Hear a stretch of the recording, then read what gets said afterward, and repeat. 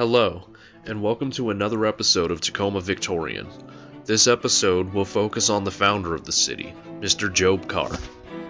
Job Carr was born July 2nd, 1813 in Gloucester County, New Jersey. He grew up in Egg Harbor, but moved around with his family quite a bit. They moved to Ohio and then finally in Indiana when he was 12. He met his future wife there, Rebecca Pittman, and they married in 1840. Though Carr was raised in the Quaker faith as his family belonged to it for generations, his abolitionist beliefs outweighed his pacifistic beliefs.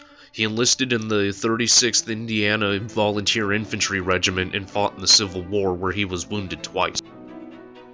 Carr had fought in the war for 3 years. He was discharged in 1864, after which he traveled out westward to what was then the Washington Territory.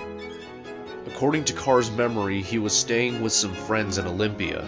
He was on a fishing trip with some friends on Christmas Day, 1864.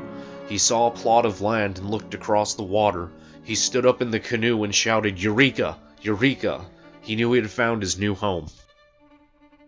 Carr claimed 168 acres of land, and while he was building a cabin in 1865, he stayed in a shelter made from tree bark. His cabin eventually served as the first post office for Tacoma, and he would also serve as its first postmaster and its mayor. After Carr built his cabin, it attracted other people to live in the area, and thus Tacoma was born. Though in 1870 it was a small hamlet of about 73 people, it nonetheless grew extremely quickly through Carr's lifetime. Carr would spend the rest of his life in Tacoma and continue to see it grow. He speculated the railroad would come through his little town. In fact, it was designated to be the western terminus in 1873, and Carr himself was asked to hammer in the last spike. Tacoma was incorporated in 1875, only 2 years after the fact. Carr passed away on August 10, 1887. He was 74 years old and saw Tacoma grow from a small hamlet into a fairly large city.